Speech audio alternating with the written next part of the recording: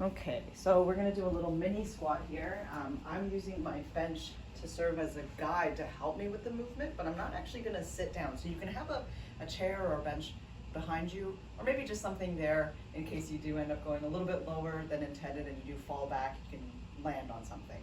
But we're gonna have something here behind us just to help cue us as to how we're going to move our hips in this position. So you're gonna start with your feet planted about hip width apart, both feet pointing forward.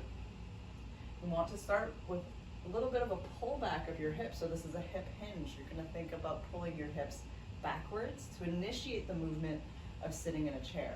If I were to just bend my knees here without moving my hips, what ends up happening is I miss the chair. So what we really wanna do is think about pulling the hips backwards first and foremost.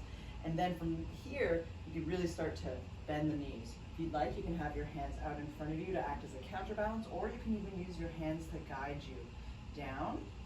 You're gonna get to a point where you can't go much further without completely losing your balance and coming all the way down, or maybe you'll come down and at a certain point you feel like you really have to fold forward even more to lower your body down. Once you reach that point, you're gonna stop the movement and just come back to the standing position. So for some individuals, it may be very, very small of a movement where you'll pull your hips back and then bend your knees just a little bit to start loading the legs, and then you'll stand up from there. And that's really what we're looking for. We don't wanna go to the point of pain or discomfort here.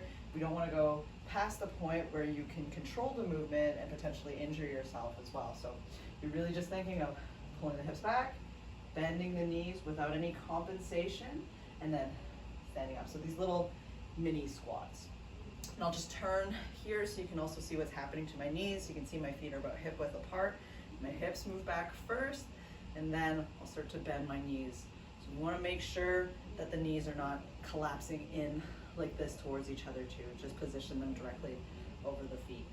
All right, so hips go back, bend the knees, and then stand up. And with time, you're gonna be able to go a little bit lower each time, right? So just go right before you have any pain, right before you lose your balance, and right before you start to compensate for the movement in any way, and then stand up from there. Give it a try.